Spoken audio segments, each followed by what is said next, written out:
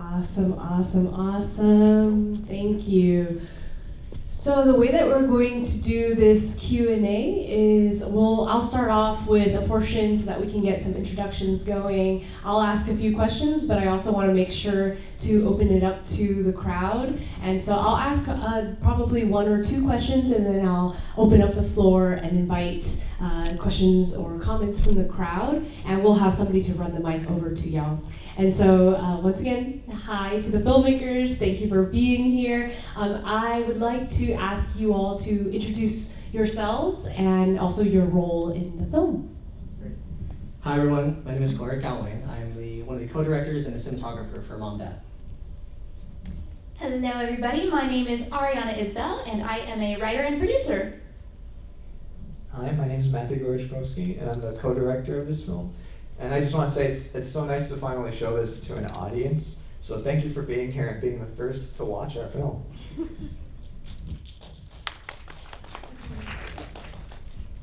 Hi everyone, my name is Christian Black and I am one of the co-producers for the film.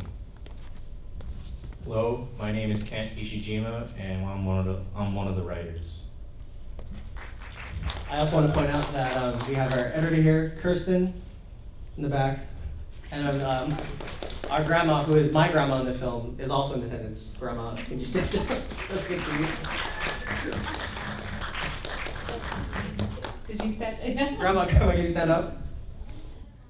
Let's give Grandma a round of applause.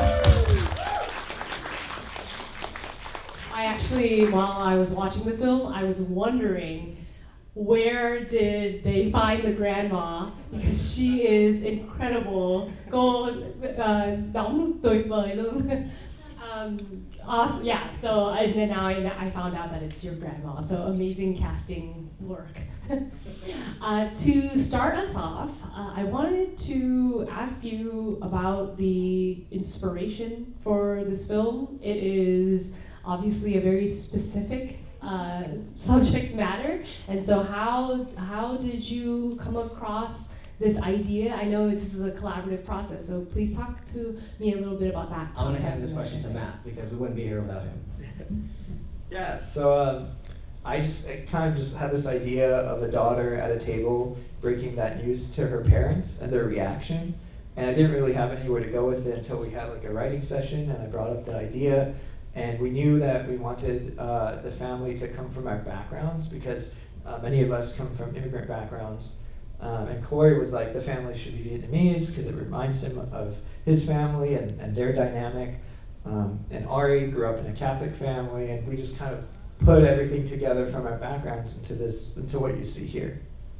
Amazing. And so then so you were in a room with the team members and you're like, I want to do this. And so obviously y'all came up with the idea of having your backgrounds reflected, but what was your reaction, I guess, the other people at the table when that idea first came onto the table itself? Like the idea of having somebody break that news at a dinner table.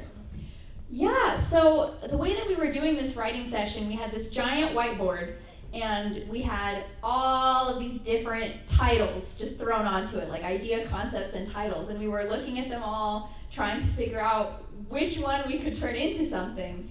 And Matt often comes up with ideas, like in the middle of the night when he's delirious and like half asleep. This was one of those. So when we sort of were writing down all of these titles, we all immediately stopped at that one and thought, that's crazy. We gotta do that one. Yeah, and I think for me, the porn star elements of it, obviously the family dynamic, the family being Vietnamese, obviously I wanted to have some level of dysfunction.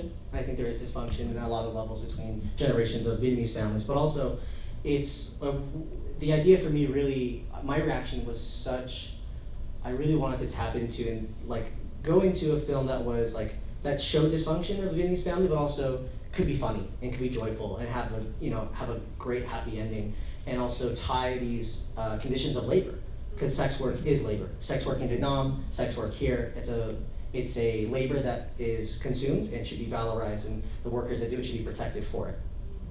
Thank you, thank you. And I did say I'll ask 2 questions, but I think I'm going to ask 3 because I asked 1 already. So, because what you're bringing up, the idea of sex work as labor, you are putting the idea of sex work as labor on the table, but you also have all of the surrounding backgrounds, the elements, right? Catholicism, the immigrant background, multiple immigrant backgrounds at that table. And with each culture brings the norms surrounding something as taboo as sex work to the table. So how did y'all decide and work through bringing in the taboo nature of that and kind of massaging it into that process? How did you come up with that, the way that you dealt with it in the film? Ken, do you want to talk about this a little bit, the writing process? Yeah, so I think it's definitely like a cliche, both on and off screen, about like Asian kid says to their parents, you know, I want to pursue something that's not being a doctor or a lawyer. And so this is our weird way of sort of communicating it, and that was at least how I imagined it. It's just like, you know, instead of saying, Mom, Dad, I want to be a rock star, or I want to be, you know, a director or writer, it's just, Mom, Dad, I want to be a porn star. And that's just kind of how we navigated it through the entire writing process. Mm-hmm. So pushing it to a certain type of extreme. Exactly. Which I saw was a general thing that y'all did in the film, right? Pushing it to the edges and to the extremes. So I loved how you did that. And the last question I want to ask deals with this moment that you had where the moms are talking to each other and the revelation of her past, the grandma's past in Vietnam. Because when you bring up the topic of labor, what separates the labor of the grandma and now the labor of the daughter, the granddaughter, is the matter of choice, right? And so can you talk a little bit about how you decided to bring in that element? Because yes, labor is labor, but the labor is different depending on the context and the history. Yeah. So often as immigrant children, we are the arbiters of the journey. We are the destination for our parents. We are, from the seconds that they pick us up in their arms, we're the holders of their dreams. And a lot of times, the disconnect between what their dreams are and what we ultimately want to do is vast and large. And so I think this film is my desire to try and remind myself and to sort of give a message that we are the dream. The fact that we made it here, the fact that we're safe, the fact that the choice is the journey. That for us, I think, is what my thesis was with the film. And yeah, that's why, that was really my favorite scene to direct. Also, we all wrote specific different parts of the film, and so that conversation between the generations of mom and grandma, that was my section to write. And I think that line I have in there about the oceans and about all of our journeys are the same. They're just cyclical in terms of we all take on new challenges. And the generations, I'm sure I'll have to deal with things with my nephews and nieces that I wouldn't even fathom today. So yeah, I think that would be how I wanted to work it through, is to show a story that a story. I wanted to show a world in which this kind of story is possible. I love that. And just really quickly on that, the showing a world in which this is possible, I loved that at the very end you have the moment where you have the brother basically testing the boundaries, right? Because it's a testament to the changing times, because if you have a dinner where a daughter says she wants to be a porn star, then all of a sudden the son being gay doesn't sound like that big of a deal. So he's like, I'm gonna throw out that I'm an atheist, right? And so that how did y'all decide as a team to incorporate this idea of a pushing of the boundaries? And then if you have a question, we're passing the mic to you. Yeah, so that last part, when I wrote it in, I was just thinking that this also reminded me of a coming out story, and so that was basically my nod to it, and Daniel in the story likes to, be a pest to his family, and so this was his chance and his moment to shine. He didn't want his sister to take all the attention away from him. Amazing, thank you. And we're gonna open up the floor for questions now. So anybody who has any comments or questions, just raise your hand and Eric is going to run a mic over to you. So we have one right here in the middle and then, yeah.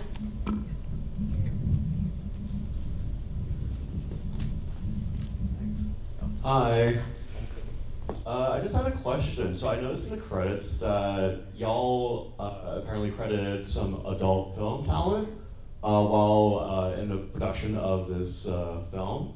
I was very curious, while you were kind of reaching out and researching and getting feedback from them, how exactly has doing that kind of shaped your writing process from the initial conception towards what we have right now?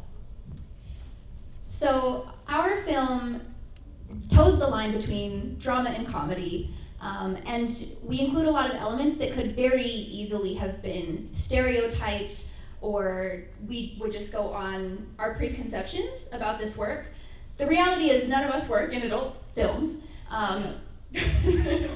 and it was very, very important to us to accurately represent the stories of the individuals who work in the industry, particularly because it especially affects women. There are people of all genders who participate in adult films, but we're telling the story of a woman, and that's primarily the group of people who creates this labor.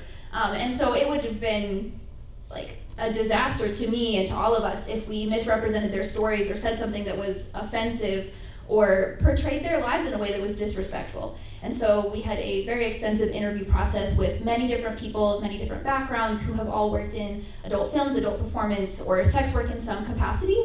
And we talked to them about what their experience was talking to their families. And unfortunately, some people never get to tell their families about this because they don't feel like they're going to be accepted. But in the cases of those who did, like Corey said, we wanted to show the story of the time that it works out.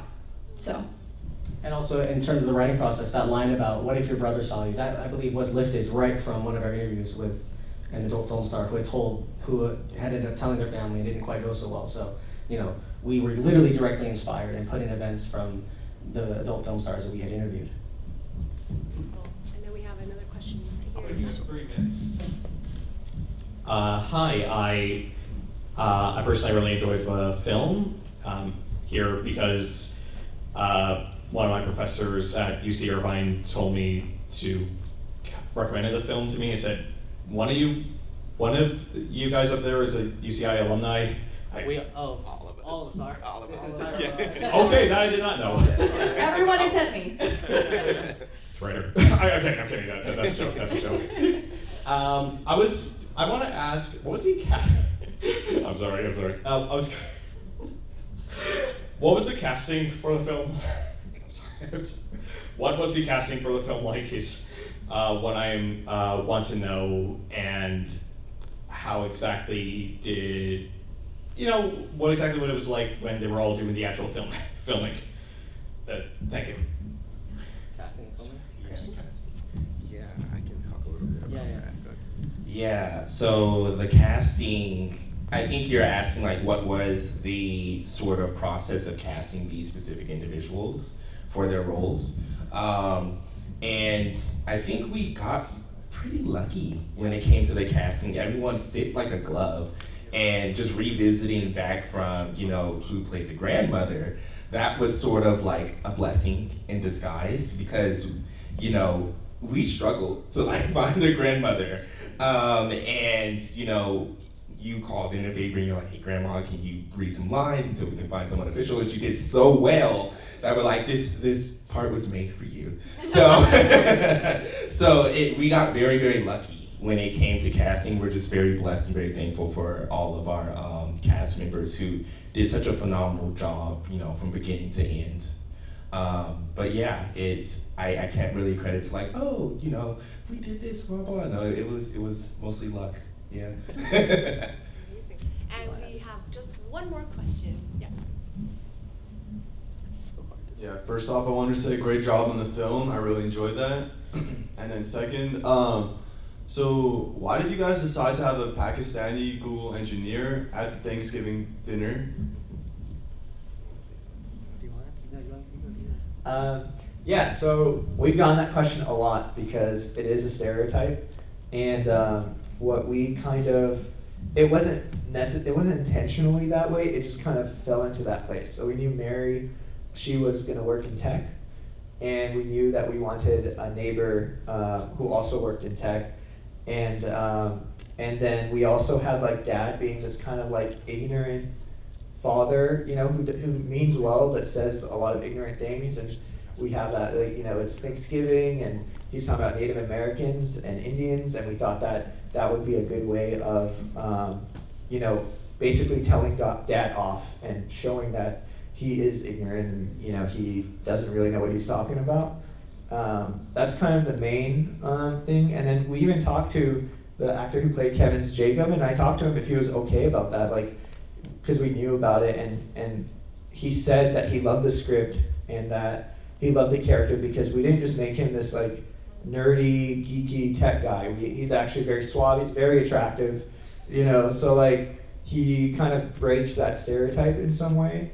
And we, you know, we made sure to be as sensitive as we could be about that. Yeah. I also just wanted to add with Kevin, his role is really important in the story, even though many of his moments are funny, because he is the audience insert, right? He is us sitting at this dinner table witnessing this kind of awkward interaction between this family. But in many ways, Kevin can also like relate to Mary. They have a lot in common, and even though Kevin is from a South Asian background, and of course Mary's family is Vietnamese, there's still a common cultural heritage that he's able to draw from to sort of empathize with her, which extends to the empathy that we as the audience are supposed to be feeling. Yeah, there was even a note I gave him on his reaction shots are so important to the film, and there was a note that I gave him about, I asked him as his character to think about the worst family argument his imagined family would have had, right? And he talked to me about how he could actually draw real life arguments at the dinner table with his family.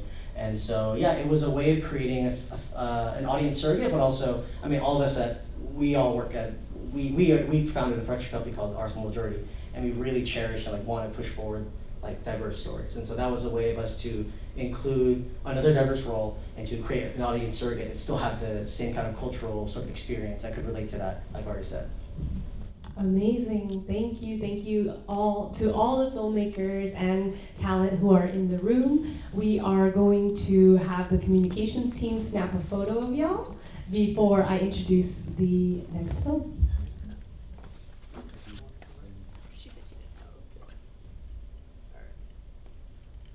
Ready? 1, 2, 3, 3, 3, 3. Over here, 3, 2, 1.